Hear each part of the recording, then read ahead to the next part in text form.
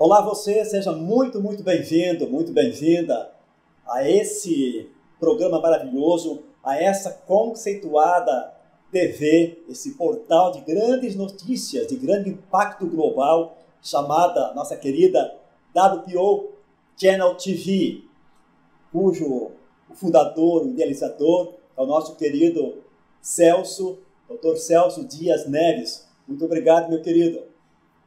E na abertura do início dessa série de grandes vultos da humanidade, de pessoas que não se permitiram o tempo passar sem propósito, eu tenho aqui ao meu lado uma dessas celebridades, chamada carinhosamente pelos seus amigos, seus colegas de trabalho, a nível global, a Dama de Ouro.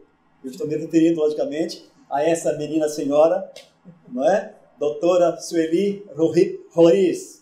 Sueli Roriz. Falei certo, doutora? Olá. Isso, Sueli Roriz. Doutora, é um prazer estar com a gente aqui. Agradecemos imensamente essa entrevista que a senhora está cedendo para a nossa querida WPO Channel TV. E eu tenho aqui muitas perguntas para lhe fazer. Na verdade, eu já as fiz, né, em box, e eu vou deixar assim a coisa fluir, deixar a senhora seguir contando essas histórias, né, de uma forma bem natural, bem leve. Eu sei que vai ter alguns momentos que vai haver aqui muita emoção, e a gente fará o possível para que a gente possa continuar, né, contando e ouvindo, na verdade, essas histórias que estiveram ocultas, estiveram no silêncio por décadas, por muito tempo. E a história da doutora Sueli Roriz pode ser a história de alguém que você conheça, pode ser a sua história, e que aí você continua por detrás da tela, ainda no anonimato. Doutora Sueli, muito obrigado por ter aceitado o nosso convite. É um prazer estar aqui podendo contribuir. Ok. Onde for necessário. Realmente eu tive uma história de vida muito diferente de qualquer criança, de qualquer jovem. Meu pai foi um expedicionário, né? Ele foi à guerra, claro que ele não era meu pai ainda, sequer conhecia minha mãe, e ficou 4 anos no hospital de Utah, nos Estados Unidos da América, reconstituindo o seu corpo físico, por ele ter desviado uma granada que vinha ao encontro do então Marechal Cordeiro de Farias, que era do grupo que ele estava, né, na guerra. Então, ao desviar essa granada explodiu quando ele jogou, e as fagulhas da granada voltaram para ele e praticamente quase que destruíram todo o seu corpo, sua face, seu peito, suas pernas, e ele foi levado às pressas para um hospital nos Estados Unidos da América, um hospital em Utah. Lá ele fez 16 cirurgias de recomposição. Ele perdeu um olho, então ele tinha um olho de vidro, fez enxertos nas faces, fez enxerto nos peitos, fez enxerto nas pernas e sobreviveu.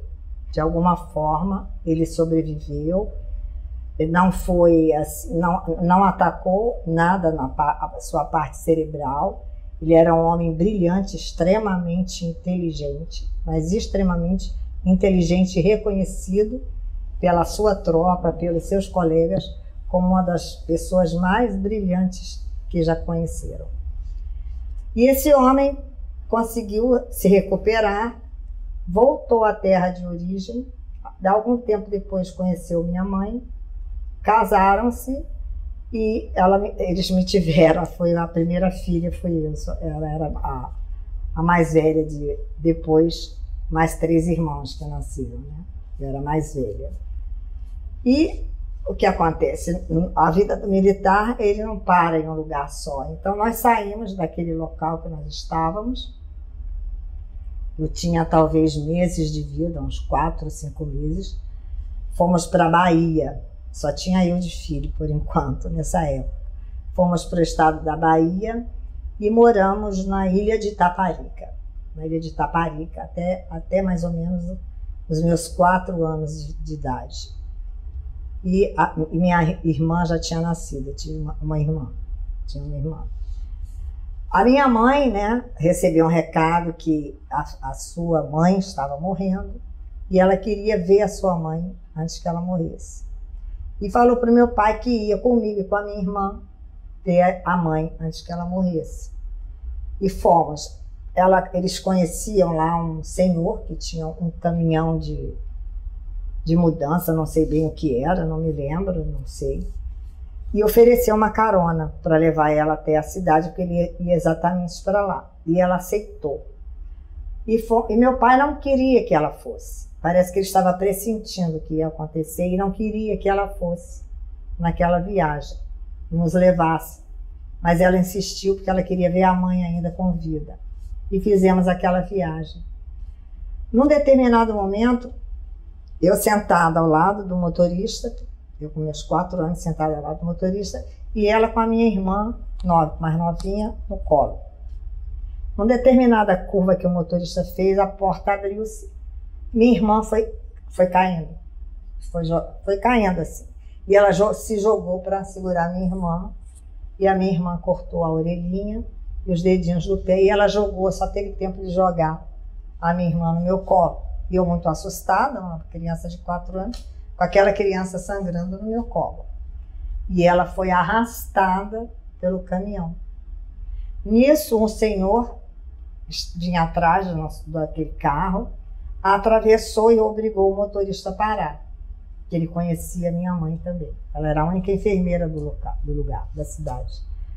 Aí mandou ele parar, ele parou, fugiu, eles conseguiram tirar minha mãe, botar no carro dele e pegaram a mim e a minha irmã, que estava ferida, né? Eu não sofri nada, eu estava ali intacta, só segurando, muito assustada, a minha irmãzinha no colo.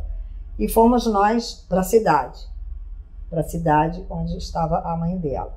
Ela foi internada numa clínica, né, no hospital, ficou 1 ano internada nesse hospital, porque ela perdeu a rótula do joelho com esse acidente, e a minha irmã também foi para o hospital, e eu fui levada para a casa da minha avó. Aliás, não sei nem direito onde eu fui, acho que foi para a casa da minha avó, assim, enquanto ela e minha irmã estavam lá no hospital. Depois, minha irmã saiu do hospital, meu pai foi para lá, sobre o que aconteceu, foi para lá, pegou a minha irmã no hospital, que já estava toda medicada, com os curativos, e levou para casa. Ficamos lá. E a minha mãe ficou 1 ano internada nesse hospital, tentando não perder a perna. E fizeram um enxerto, conseguiram fazer um enxerto, mas ela perdeu a rótula, né? Então ficou aquela perna aqui assim, mais grossa, com enxerto, para não perder a perna como sustentação. E ela não andou mais normal. Quando ela conseguiu se levantar da cama, que ela ainda ficou mais 2 anos em cima de uma cama, Nossa, dentro de casa, com minha irmã pequenininha e eu com 4 anos. E cuidada por empregadas, lógico, né? Tinha empregado para cuidar da gente, que não tinha quem cuidasse. Isso foi em que época, mais ou menos? Em que época? Eu não me lembro as datas exatas, eu realmente não consigo. O estado? Ah, foi em Pernambuco. Foi em Pernambuco, é. Aí, resumindo a história, ela ficou em casa mais 2 anos se recuperando, tentando devagarinho andar, voltar a caminhar, mesmo com aquela dificuldade, arrastando uma perna. E foi assim, foi desse jeito. E ela acabou ficando, não ficou curada, né? Porque ela perdeu a rótula e não andou mais normal. Ficou com aquela perna sem poder mexer. Só andando, arrastando, sempre. E eu cuidava da minha irmã. Eu com 4 anos de idade, já cuidando de uma criancinha de 1 ano e um pouquinho. E assim foi a nossa vida até um determinado momento. Meu pai, então, resolveu ir para o Rio de Janeiro. Foi quando nós fomos para o Rio de Janeiro. Nós fomos para o Rio de Janeiro e nos estabelecemos aqui no Rio de Janeiro todo o tempo, né? Não mudamos mais. Aí nasceu meu irmão, né? O único irmão que eu tinha, e nasceu mais uma, mais nova.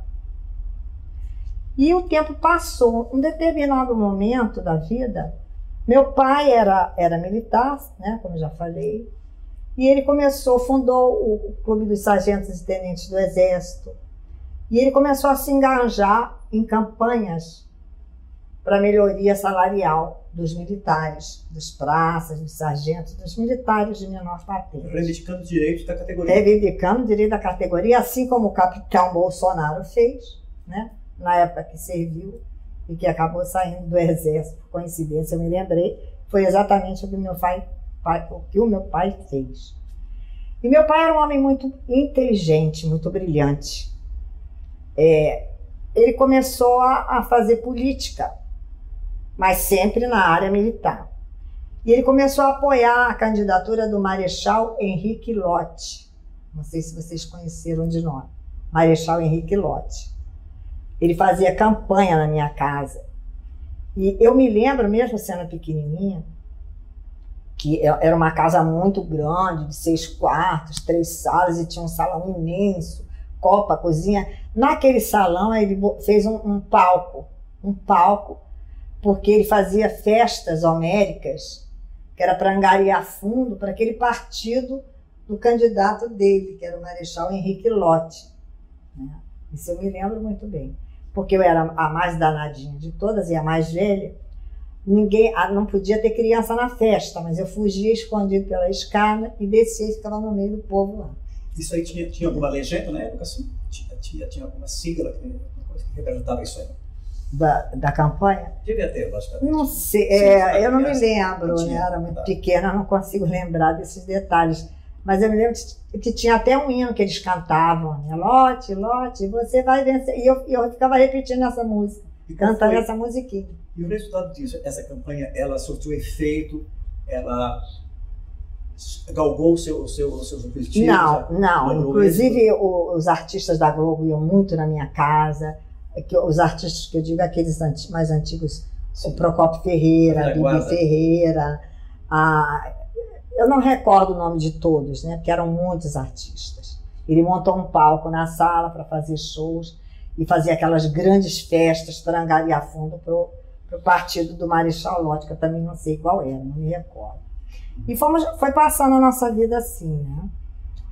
Até que um dia, eu não sei por que eu já nasci sensitiva, né? Esqueci até de contar um detalhe, que antes da gente embarcar no tal caminhão que ia nos levar para lá, fazendo retrocesso, eu dizia assim: papai, não deixa minha mãe viajar, eu estou vendo o sangue da perna dela correndo aqui na calçada. Nossa. Eu dizia isso. Sério? Disse 3 vezes isso. Aí meu pai falou: Lita, viu? Olha o que a senhora está dizendo, vocês não podem viajar, não podem. E ela teimou e realmente aconteceu isso. Foi só um adendozinho que eu esqueci do primeiro capítulo. Daquele acidente, né? Do acidente. Aí, já no Rio de Janeiro, já continuando a história das festas, ele fazia festas juninas para angariar fundo para aquele partido do Marechal Lott. Os artistas da Globo iam na minha casa e todo mundo ia. Era homérica as festas que tinha lá. E nós não podíamos ir. A gente era proibida, que não podia descer criança. E eu escondida descia a escada e ia. E aí meu pai começou a fazer outras coisas, né? Também fazia a campanha do Marechal e fundou o Clube dos Sargentos e Tenentes do Exército. Foi um dos fundadores desse clube. E começou a fazer campanhas políticas, né? Para o Marechal Lott, que era um militar, como ele. Então, o que aconteceu? Em determinada época da vida, eu comecei de novo a ter aquelas crises de sensibilidade. Começou muito sensível, e a minha casa era muito grande. Então eu andava, mamãe contava, que eu andava, devia ter o quê? Uns 12 anos de idade. Andava ao redor da casa, rezando. Isso do lado de fora, pelo quintal, rodeava a casa toda e fazendo oração.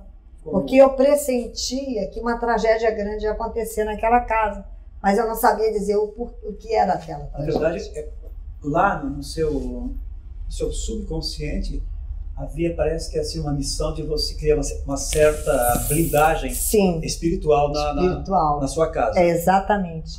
E era o que eu fazia, saía em oração, em volta da casa todinha, sem saber por que eu estava fazendo aquilo.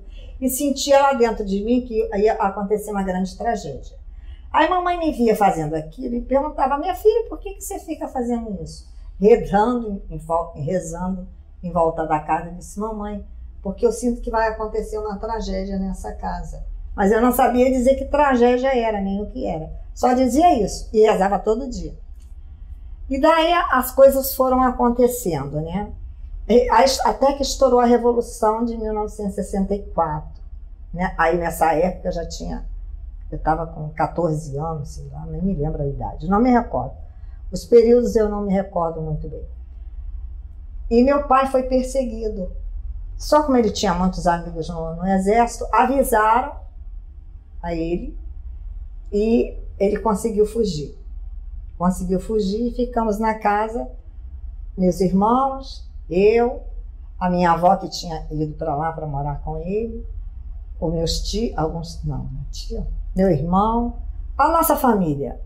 E a casa foi invadida pelo exército brasileiro, por alguns militares da época, né? Atrás do meu pai. E eu me lembro que a minha sobrinha tinha 7 meses de vida. Aí um dos militares disseram assim, Dona Anita, o nome da minha mãe era Eutenitza, que ela é de... os ancestrais dela eram franceses. Eutenitza de Carillon Roriz, que era o sobrenome do meu pai. E o militar que estava acompanhando aquela tropa disse assim para minha mãe, Dona Anita, se o Sarroriz não aparecer, nós vamos levar a sua neta, a criança que estava no colo da minha sobrinha. Nós vamos levar essa criança aqui. Sabe quanto tempo tinha essa criança? 7 meses de vida. Meu Deus. 7 meses de vida. Não levaram a criança. Não levaram. Mas queriam me levar. Eu não estava em casa. Eu não estava em casa. Nesse tempo, eu estava lá. Eu estava com uma prima, levando ela e o marido para conhecer o desfile aquela escola de samba azul e branca, da Portela, né? Portela. Eu fui com eles me levaram. Eu era adolescente, mas eles me levaram. E eu não estava em casa. Já era Deus me protegendo de uma tragédia maior. Porque eles me procuraram para me levar presa como refém para o meu pai se entregar. E não conseguiram me levar porque eu estava nesse lugar com a prima, na escola de samba lá, não sei onde. Depois eu voltei para casa. Quando eu estava voltando para casa, nos avisaram que não era para eu ir para casa, que o exército estava me procurando. E eu fiquei sem entender nada. O exército me procurando, mas por quê? O que aconteceu, entendeu? Aí fui levada para algum lugar que eu não me recordo e fiquei ali naquele lugar. E minha mãe, sem saber, na época ninguém tinha celular, naquela época, né? Não tinha como a gente se comunicar com ninguém. E a minha casa ficou cercada por 3 meses, tá? Aí no outro dia me levaram para casa, eu voltei para casa, ou foi uma semana depois, eu não me lembro o tempo, me desculpem, mas eu não me lembro o tempo. Me levaram de volta para casa, eu cheguei em casa, a minha casa estava cercada de militares. E a nossa família em cárcere privado. Todos crianças, eu pré-adolescente, todo mundo ali em cárcere privado. E alguns militares, sem poder sair, ninguém podia sair, ninguém podia entrar. Então, se acabou a comida, acabou a comida. Vamos morrer de fome, vamos morrer de sede.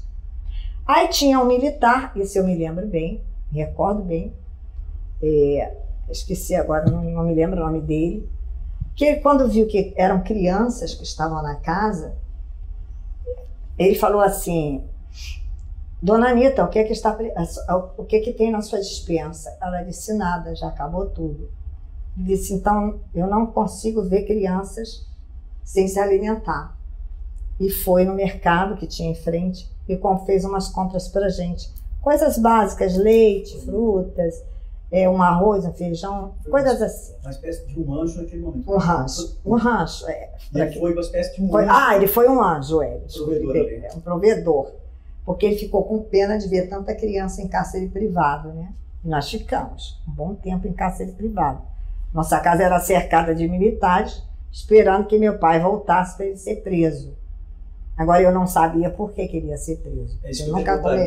Eu nunca vi ele fazer nada. Então, até naquele momento, ninguém sabia, nem sua mãe nem você sabiam o porquê do cerco, não sabíamos. Dessa cassação, dessa procura, dessa caçada, aliás. Não sabíamos. Aí, o que aconteceu? Eu não sei para onde meu pai foi, ninguém sabia do meu pai, ninguém sabia do paradeiro dele.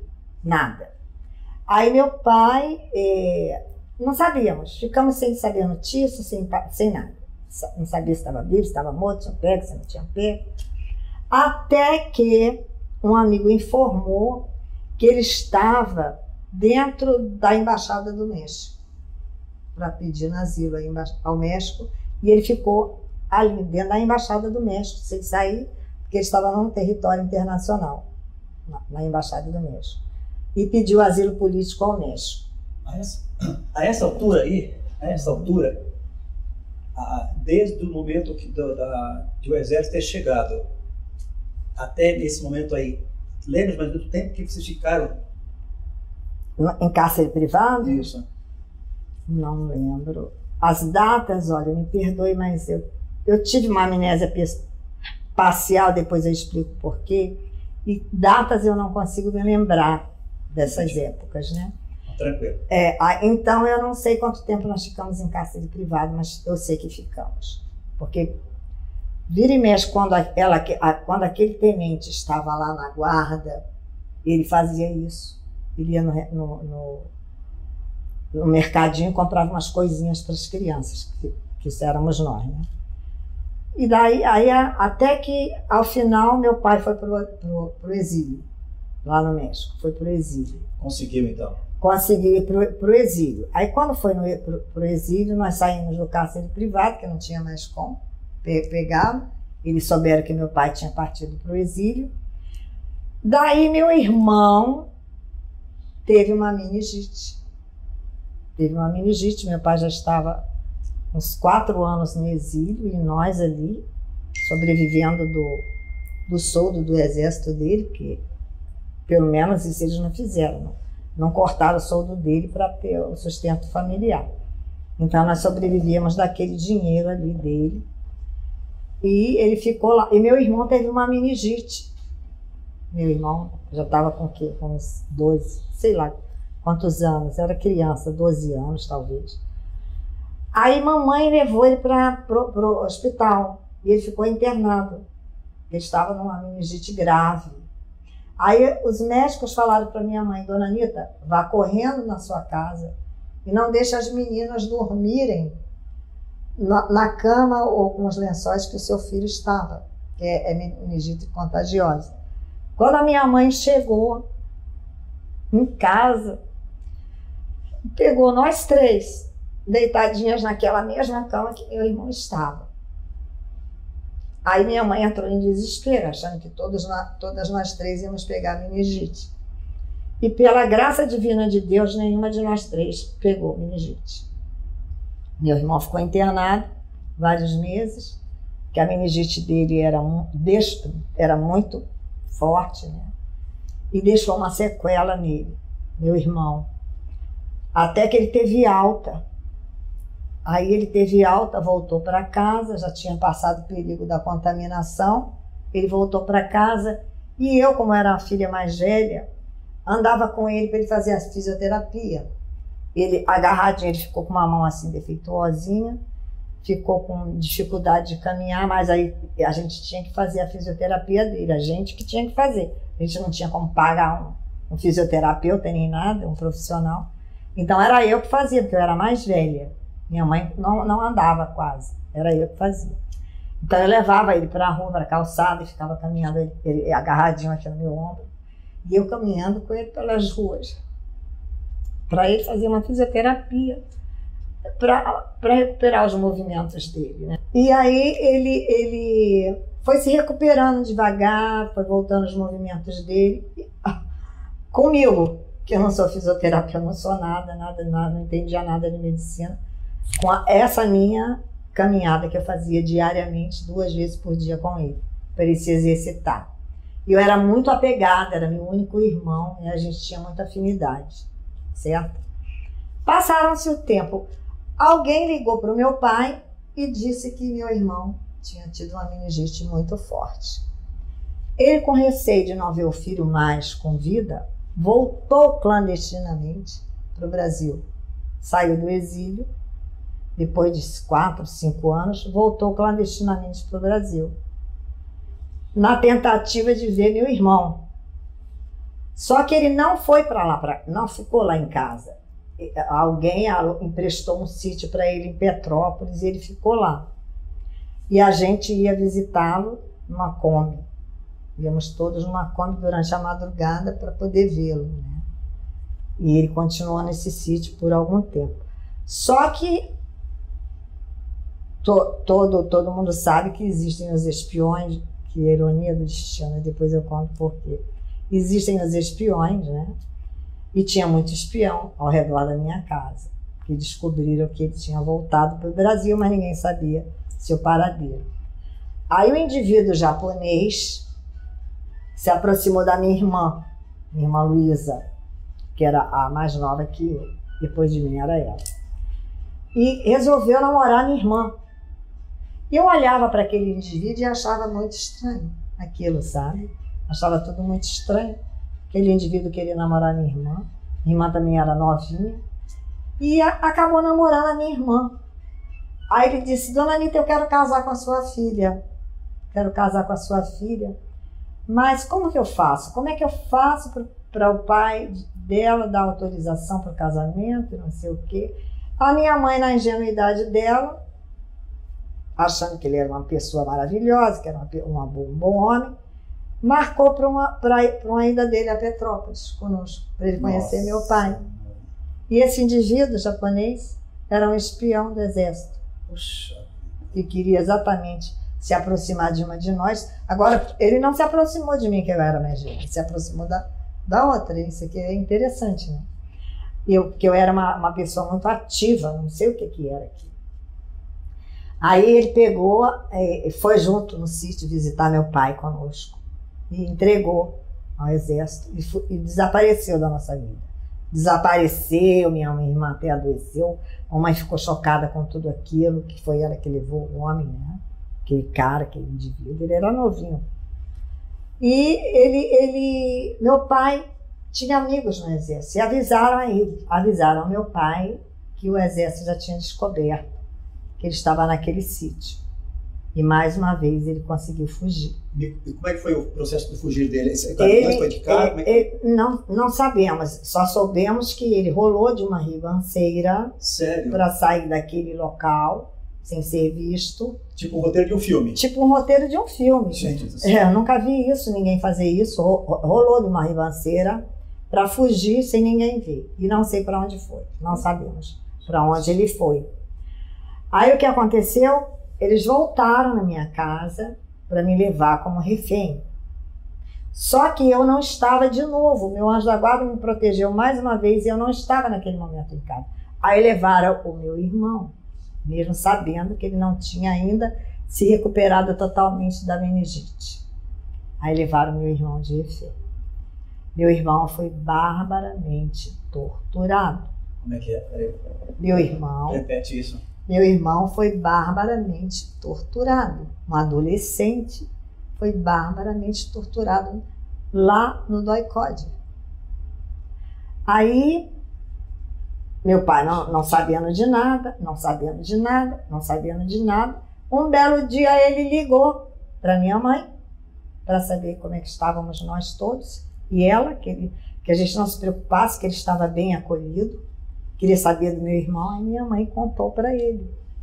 Levaram o nosso filho, José. O exército levou o nosso filho. Ele está no DOI-CODE. Levaram ele como refém. Eles queriam levar Sueli. Sueli não estava em casa, eles levaram Eduardo. E Eduardo está lá. E nós não podemos visitar, nós não sabemos se ele está vivo ou morto, não sabemos nada. Em desespero, minha mãe falou para o meu pai. É um ato antigo que eles fazem, né? Quando Sim. não pegam quem eles querem realmente, eles usam alguém Sim. Da família, que é o ponto fraco de qualquer pessoa, é a família. É a família, exatamente. Né? Aí o que aconteceu? Eu muito revoltada com a situação do meu pai, de estar fugitivo, antes deles prenderem meu irmão. É só um adendo. Eu era muito aguerrida, muito de justiça, sempre assim. Eu convoquei toda a imprensa, escondido da minha mãe, para ir para minha casa, porque eles disseram que meu pai estava lá no Brasil. E tinha sido meu aniversário, eu tinha recebido uns cartões postais do México, que ele mandava para mim de presente de aniversário. Eu convoquei a imprensa para provar que meu pai não estava no Brasil. E mostrei os cartões postais do México que eu havia recebido, por ter sido perto do meu aniversário. E a imprensa toda foi na minha casa. Por essa razão, o que aconteceu? No outro dia, o jipe do Exército parou na minha porta e me levou. Me levou. Fui detida no DOI-CODE do Exército. Eu me recordo de eu entrando naquele jipe do Exército. Eu me recordo eu chegando naquele lugar, na Barão de Mesquita. Eu me recordo eu atravessando o pátio, com os militares do meu lado, me levando. Eu me recordo eu descendo umas escadas, como se fosse para um subsolo, e me largaram lá, onde tinha, não sei se era o coronel, não sei que patente era, um militar me aguardando para me interrogar. Dali para frente, eu não lembro de mais nada. Não lembro quanto tempo eu fiquei, não lembro quando eu voltei, não lembro de mais nada. De mais nada. Então, meu irmão e eu fomos presos como reféns para o meu pai se entregar. Meu irmão foi barbaramente torturado. Eu levei um choque elétrico que me deixou uma sequela muito profunda. Muito profunda. Que eu tinha eu não gostava nem... Eu gosto muito de falar, de fazer palestra, eu não gostava nem mais de falar em público. Porque vira e mexe eu tinha um espasmo muscular. E ninguém sabia o porquê. Nem eu sabia, que eu não lembrava que eu tinha sido torturada. Eu tive uma amnésia parcial. Minha mãe era prima do Castelo Branco, presidente Castelo Branco na época. E ligou para um primo nosso, que era deputado federal, Walter Roriz, e implorou ao Walter que falasse com o Castelo que o Exército tinha me levado presa. Eu e meu irmão. Com certeza estávamos sendo torturados. Torturava todo mundo. E o que eu fiquei sabendo é que o Castelo ligou para o comando daquele exército, não sei quem era, e mandou imediatamente que eles providenciassem a minha soltura. Aí eu tive que ir para um exame médico para ver se eu tinha condição de sair por aqueles dias, né? Porque eu já estava recebendo choque elétrico, e foi daí que eu fiquei com essa sequela. Não sei como voltei para casa, não sei quando eu voltei para casa, eu não sei o tempo que eu fiquei detida, eu não sei nada. Aí minha mãe, eu muito assustada, eu não podia ver um carro de exército, eu não podia ver uma caminhonete verde, eu saía correndo, me escondia onde quer que eu estivesse. Provocou, com certeza, um trauma. Um trauma. Lógico, mais um trauma, né? Isso aí. E o que aconteceu? Minha mãe me levou num psiquiatra e num neurologista para ver se eu conseguia falar o que eu tinha passado lá, para ver se eu conseguia lembrar das coisas que eu tinha vivido lá, mas eu não consegui. Aí o médico falou para minha mãe, dona Anita, não force. Não force porque isso chama-se defesa do inconsciente. Ela está com uma amnésia parcial. Mas deixe que as coisas andem naturalmente. Que isso vai passar com o tempo. Com o tempo, ela vai amadurecendo, ela vai criando demais defesas, que ela ainda é muito jovem, e isso vai passar. Mas não tente procurar saber, não faça perguntas, não deixe que ninguém faça perguntas a ela, para não mexer nas emoções dela, porque ela teve essa amnésia parcial por uma defesa do inconsciente dela. Então deixa o inconsciente dela trabalhar. Eu não vou nem passar medicação, ela tem problema de insônia? Mamãe falou, tem. Tem porque ela fica sobressaltada. Dorme e acorda com medo, chorando, sobressaltada. dessas coisas que ela não lembra, possivelmente. Aí disse assim, então eu vou passar apenas uma medicação para ela dormir. Pronto, passou, relaxante. Aí nisso o meu pai se entregou para que meu irmão saísse.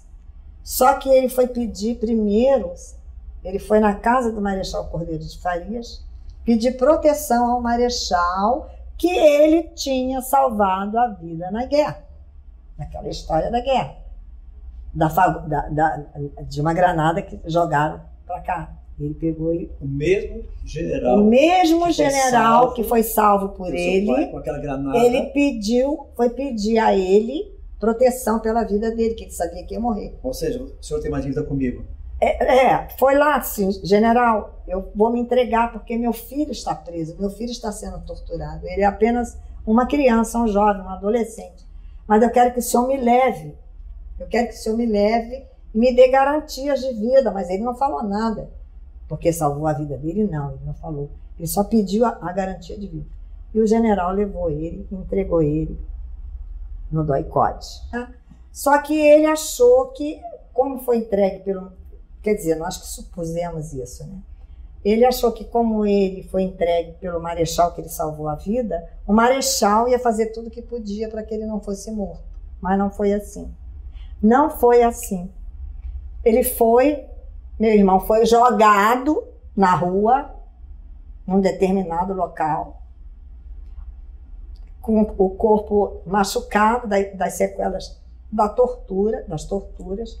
Alguém encontrou meu irmão, que nós não sabemos quem, e ele sabia dizer onde morava, ele disse que morava em tal rua assim, e levaram ele na minha casa e entregaram ele para minha mãe. E daí ele ficou sendo medicado em casa das sequelas da tortura, que ele foi muito torturado, meu irmão. E meu pai se entregou. Meu pai se entregou no dia 28 de janeiro.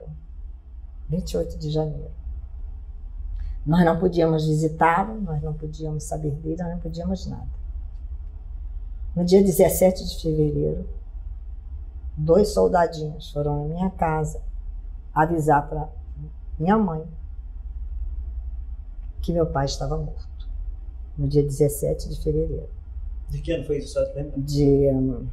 Foi nos anos 70, é isso? Nos anos 70. Eu não me lembro exatamente que ano era, mas foi nos anos 70. Lembra-se quem que nós tínhamos na época de presidente? Não lembro. Nessa época eram militares, né? Porque veio o Juscelino, na sequência veio o Médici, veio mais, eram militares, eu não sei quem era, que era presidente naquela época. E aí o que aconteceu? Foi esse soldadinho, ninguém sabia que estava morto. Ele já estava no HCE, o corpo dele foi levado para o necrotério do HCE. Aí foram 2 soldadinhos lá em casa avisar minha mãe que meu pai estava morto. Isso às 4 horas da manhã.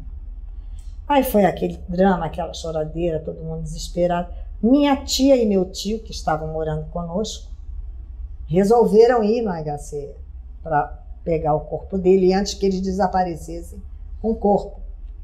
E minha tia conseguiu, e meu tio também conseguiram pegar o corpo do meu pai e levar para casa, né? Mas levar para casa. Pegar o corpo no IML? No IML do hospital do HCE, na Hospital época, Central. Quem foi que levou ele até o IML? Não sei, não sabemos. Se foi o próprio exército que fez isso? Não, sim, ele foi morto no DOI-CODE do exército, então foi o próprio exército que levou ele para o HCE já morto, levou para o necrotério já. Não foi para nada, para o necrotério, de tanta tortura que ele sofreu. Então, ele não suportou. Foi tortura. A morte dele foi por tortura. Foi por tortura mesmo, das mais violentas ao ponto de matá-lo.